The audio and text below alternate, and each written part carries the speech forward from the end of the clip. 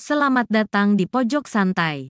Sebelum Anda mendengarkan audiobook ini, kami menginformasikan bahwa channel ini adalah review audio dari buku yang ada di Indonesia. Untuk membaca keseluruhan buku ini, kami menyarankan membeli buku aslinya di toko buku kesayangan Anda, baik offline maupun online. Keberadaan channel ini dimaksudkan untuk membantu Anda mendapatkan pengetahuan dari buku-buku kesayangan Anda. Jangan lupa untuk subscribe, like, dan komen. Selamat datang di Pojok Santai, channel khusus yang membahas komik dan novel dengan cara asyik. Shin Leong kecil di dalam hutan seribu bunga, dalam kesehariannya mempelajari segala macam bunga, buah, dan akar. Akankah Shin Leong menjadi ahli obat-obatan? Yuk, langsung saja disimak video berikut ini.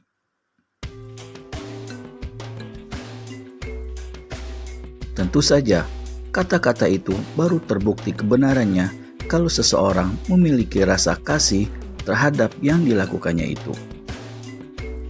Dan memang, di lubuk hati Shin Leong, dia mempunyai rasa kasih yang menimbulkan suka, dan duka ini menimbulkan kerajinan untuk mempelajari khasiat bunga-bunga dan daun-daun yang banyak sekali macamnya dan tumbuh di dalam hutan seribu bunga itu.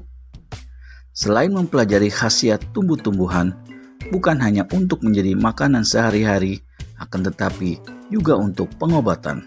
Shin Leong mempunyai kesukaan lain lagi yang timbul dari rasa kasihnya kepada alam, kasih yang sepenuhnya dan yang mungkin sekali timbul karena dia merasa hidup sebatang kara, dan juga timbul karena melihat kekejaman yang menggores di kalbunya akan perbuatan manusia ketika ayah dan ibunya dan 3 orang pencuri itu tewas.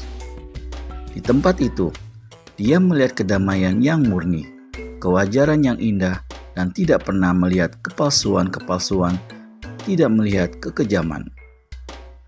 Rasa kasih kepada alam ini membuat dia amat peka terhadap keadaan sekelilingnya, membuat perasaannya tajam sekali, sehingga dia dapat merasakan betapa hangat dan nikmatnya sinar matahari pagi.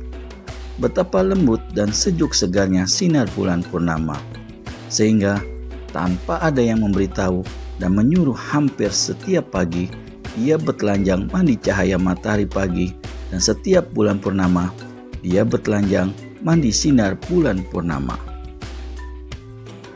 Tanpa disadarinya, tubuhnya telah menerima dan menyerap inti tenaga mujizat dari bulan dan matahari, dan membuat darahnya bersih, tulangnya kuat, dan tenaga dalam di tubuhnya makin terkumpul di luar kesadarannya. Setelah keringat membasahi seluruh tubuh dan beberapa kali memutar tubuhnya yang duduk bersila di atas batu, kadang-kadang Shin Leong turun dari batu itu, menghapus peluh dengan sapu tangan lebar.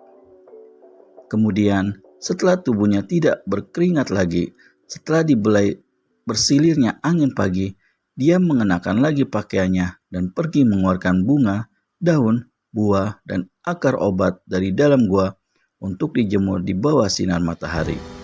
Inilah yang menjadi pekerjaannya sehari-hari.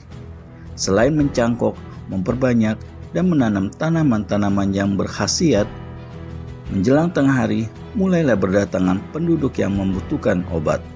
Di antara mereka terdapat pula beberapa orang Kang Au yang kasar dan menderita luka beracun dalam pertempuran.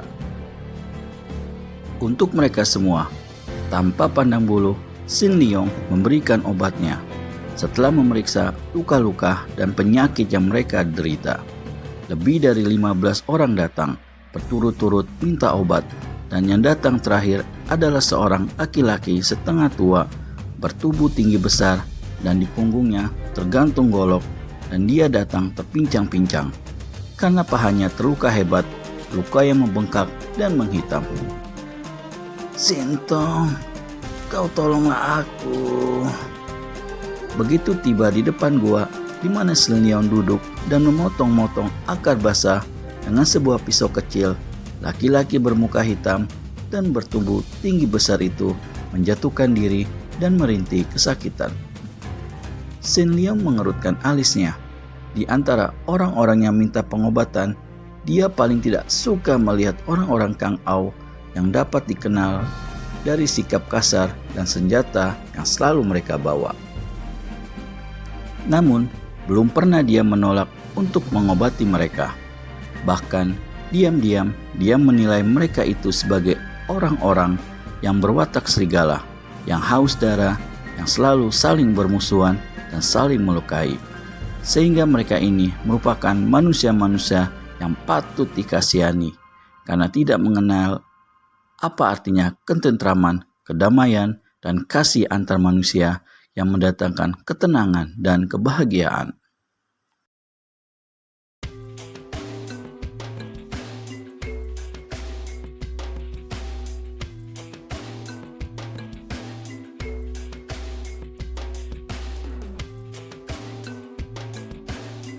Orang tua gagah, bukankah 2 bulan yang lalu kau pernah datang dan minta obat karena luka di lengan kirimu yang keracunan?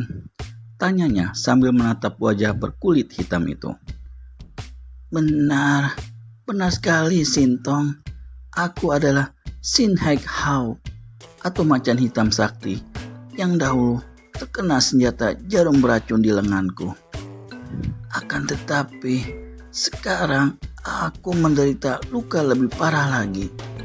Pahaku terbacok pedang lawan dan celakanya pedang itu mengandung racun yang hebat sekali. Kalau kau tidak segera menolongku, aku akan mati Sintong. Sin Liong tidak berkata apa-apa lagi.